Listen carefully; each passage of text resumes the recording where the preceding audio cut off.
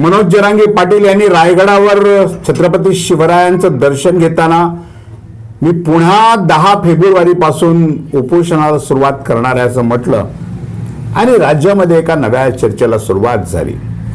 काय आहे नवी चर्चा? मराठा समाजाला आरक्षण मिळालं का? किंवा ज्यासाठी मनोज जरांगे पाटील यांनी एवढं प्रचंड मोठं आंदोलन केलं होतं त्या आंदोलनाला यश आलं नाही का? जरांगे पाटलांना आणि मराठा समाजाला कोणी फसवलंय का? फसवणार असेल तर तो नेमका कोण आहे आणि कशा पद्धतीची फसगत राज्यातल्या मराठा बांधवांची झालेली आहे या विषयावर आज आपण बोलणार आहोत। नमस्कार, मी राजू पाटील आणि आपण पाहताय द रिंगण लाईव्ह। मित्रांनो, जगाच्या कानाकोपऱ्यामध्ये ज्या आंदोलनाची चर्चा झाली ते आंदोलन म्हणजे महाराष्ट्रातलं मनोज जरांगे पाटील यांच्या नेतृत्वाखालचं मराठा आरक्षण आंदोलन। मुंबईच्या वेशीपर्यंत लाखोचा जनसमुदाय, लाखोच्या संख्येतले मराठा बांधव मुंबईच्या दिशेने गेले आणि आझाद मैदानावर जाऊन मराठा समाजाला आरक्षण मिळेपर्यंत आम्ही उठणार नाही अशा प्रकारची घोषणा त्यांनी केली। मनोज जरांगे पाटलांच्या या आव्हानाला सगळ्या राज्यानं साथही मोठ्या प्रमाणामध्ये दिली। आणि मग पुढे काय घडलं नेमकं? हे आंदोलन मुंबईच्या वेशीवर थांबल्यानंतर सरकार पक्षाच्या वतीनं मराठा समाजाच्या सर्व मागण्या मंजूर करण्यात आल्याचं सांगण्यात आलं। एकनाथ शिंदे स्वतः तिथं उपस्थित राहिले। त्यांनी एक अधिसूचनेचा मसुदा, अधिसूचना लक्षात घ्या, अधिसूचना आणि अध्यादेश या दोन मध्ये खूप मोठा फरक आहे। अधिसूचना म्हणजे अध्यादेश असू शकत नाही, तेव्हा या शब्दातला फरक आपल्याला समजून घ्यावा लागेल की ज्याचं कायद्यात रूपांतर करायचं आहे त्यापूर्वीची सूचना आणि त्यापूर्वीचा आराखडा किंवा त्यापूर्वीचं धोरण म्हणजे अधिसूचना असं आपण त्याला सामान्यपणे त्याचा अर्थ घेऊ। जरांगे पाटलांच्या हातामध्ये अधिसूचना दिली आणि आम्ही आपल्या सर्व मागण्या मंजूर करत आहोत असं म्हटलं। मराठा बांधवांनी अत्यंत आनंदानं गुलाल उधळला, पेढे एकमेकाला भरवले, एकमेकांचा सत्कार झाला। मुख्यमंत्र्यांनी जोरदार भाषण केलं, मनोज दादांनी जोरदार भाषण केलं। संपूर्ण महाराष्ट्रामध्ये मराठा समाजाला न्याय मिळवल्याची दिल्याची चर्चा राज्यभरामध्ये झाली। परंतु त्यानंतर जेव्हा गेल्या 4 दिवसामध्ये महाराष्ट्रामध्ये या आंदोलनाच्या संदर्भात आणि मुख्यमंत्र्यांनी किंवा सरकार पक्षाच्या वतीनं जी अधिसूचने मनोज जरांगे पाटलांच्या हातामध्ये दिलेली आहेत त्या संदर्भामध्ये अनेक प्रश्न उपस्थित केले जात आहेत। त्या सर्व प्रश्नाचा एकत्रित अर्थ असा आहे की मराठा समाजाची फसगत झालेली, या आंदोलनातून कोणाच्या हातामध्ये काहीही पडलेलं नाही किंवा कसल्याही पद्धतीची नवी मागणी सरकारने मंजूर केलेली नाही।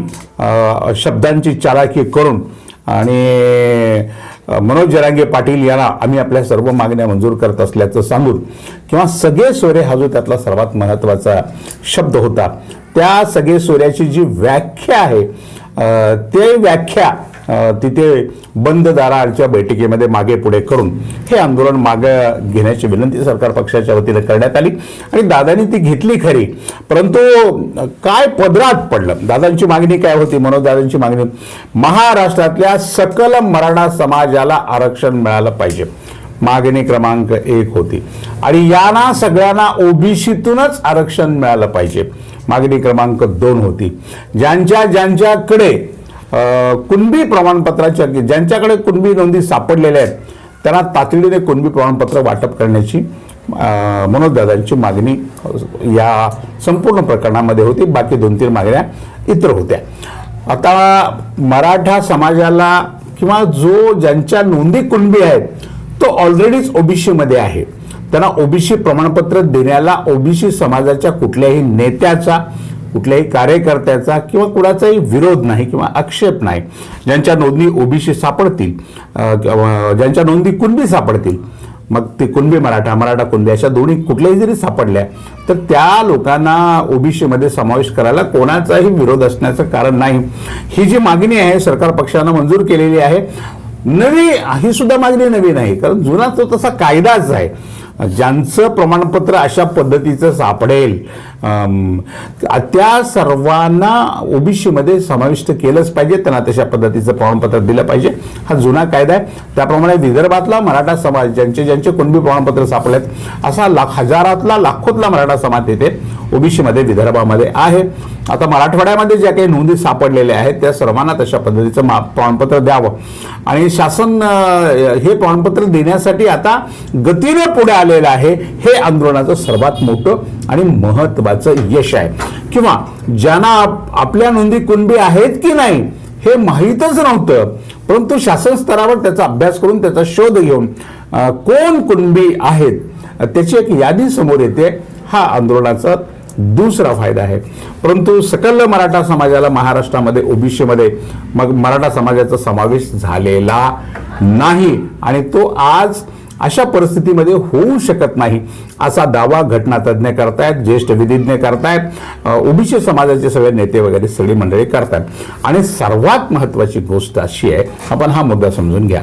ती गोष्ट अशी की ओबीसी समाजाचं कसलंही नुकसान मी होऊ देणार नाही असा दावा पुन्हा पुन्हा जाहीरपणानं राज्याचे उपमुख्यमंत्री देवेंद्र फडणवीस हे करतायत. किंवा अनेक ओबीसी नेत्यांना असं वाटतं. आता ओबीसीमध्ये पण आता दोन गट झालेले आहेत. एका नेत्याला असं वाटतं की ओबीसीचं नुकसान झालंय, दुसऱ्या नेत्याला असं वाटतं की ओबीसीचं नुकसान झालेलं नाही.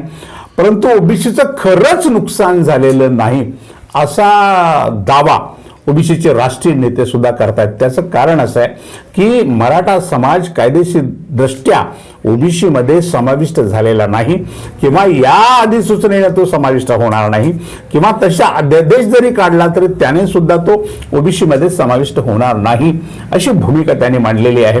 आणि मग ओबीसी समाज जर असं म्हणत असेल किंवा ओबीसीचं कसलंही नुकसान झालं नाही असा दावा जर राज्याचे उपमुख्यमंत्री देवेंद्र फडणवीस हे स्वतः करत असतील तर त्याचा सरळ अर्थ आहे ओबीसीचं नुकसान झालेलं नाही, मराठ्यांचीच फसगत झालेली आहे आणि राज्य सरकारने ती पद्धतशीरपणानं केलेली आहे. आता आपण चर्चेला हा मुद्दा घेऊ की ओबीसीचं नुकसान झालंच नाही.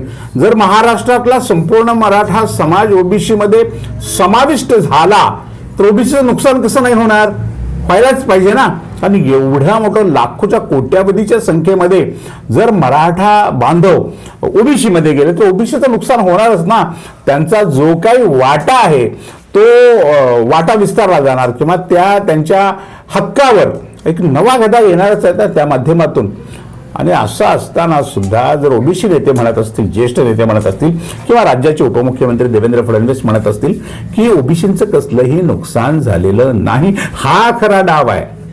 या विधानामध्ये या आंदोलनाचं गुपित दडलेलं आहे हे समजून घेण्याची नितांत आवश्यकता आहे. आणि मला वाटतं की मनोज जरांगे पाटलांनी आंदोलन मागं घेतल्यानंतर परत आल्यानंतर जेव्हा त्याचा अभ्यास केला असं शांतपणाने, खरं म्हणजे त्यांना शांतीही या आंदोलनामध्ये मिळाली नव्हती, अभ्यासाला वेळही मिळाला नव्हता. हजारो लाखो लोक सतत मनोज जरांगे पाटील यांच्या बाजूला होते. रस्त्याने प्रवास होता, रस्त्याची जागरणं होती, सगळ्या असुविधा होत्या. त्यामध्ये काय सरकारने नेमकं केलेलं आहे हे दादांच्या लक्षात आलं नाही. परंतु रायगडावर जेव्हा त्यांनी छत्रपती शिवाजी महाराजांचं दर्शन घेतलं आणि हे दर्शन घेतल्यानंतर प्रेसशी बोलताना म्हणाले की मी पुन्हा 10 फेब्रुवारीपासून या मागण्या माझ्या मंजूर झाल्या पाहिजेत यासाठी उपोषणाला बसणार आहे.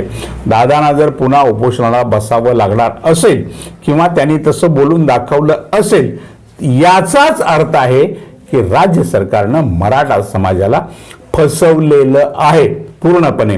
आता याची राजकीय क्रोनॉलॉजी खूप महत्वाची आहे मित्रांनो. लक्षात घ्या की महाराष्ट्र शासनात 3 प्रमुख आता लोक काम करत आहेत. एक मुख्यमंत्री एकनाथ शिंदे साहेब आहेत, दुसरे देवेंद्र फडणवीस साहेब आहेत आणि तिसरे अजितदादा पवार साहेब आहेत.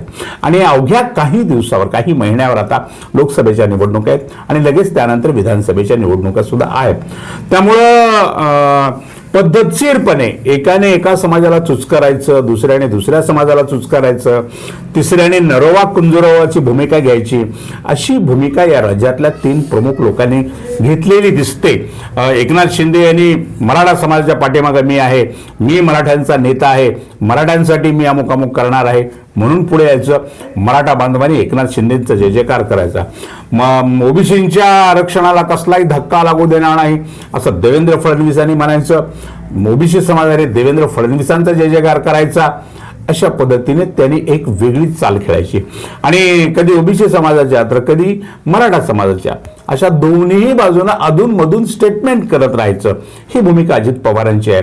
या सर्व गोष्टीचा अर्थ असा होतो की जो समाज न्यायासाठी रस्त्यावर आलेला आहे किंवा जो कार्यकर्ता आपल्या जीवाची पर्वा न करता समाजाला न्याय मिळाला पाहिजे यासाठी सातत्याने प्रयत्न करतो आहे, अशा कार्यकर्त्याबरोबर आणि न्यायासाठी लाखोच्या कोट्यावधीच्या संख्येनं रस्त्यावर आलेल्या समाज बांधवाच्या बरोबर महाराष्ट्राच्या सरकारनं काय म्हणतो आपण त्याला की खोट केलेली आहे किंवा मराठा समाजाला पूर्णपणे राज्यातल्या ज्या पद्धतीचा न्याय मिळायला हवा तो न्याय राज्य सरकारनं दिला नाही.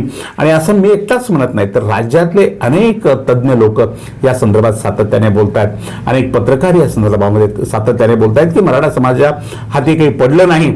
आणि सर्वात महत्त्वाची गोष्ट म्हणजे 10 तारखेला मी पुन्हा उपोषणाला बसेन असं मनोज दादाला जर वाटत असेल तर मनोज दादाला सुद्धा खात्री आहे की आपली फसगत झालेली आहे, आपल्याला फसवलं गेलेलं आहे आणि त्यामुळं न्यायासाठी पुन्हा आपल्याला रस्त्यावर यावं लागेल.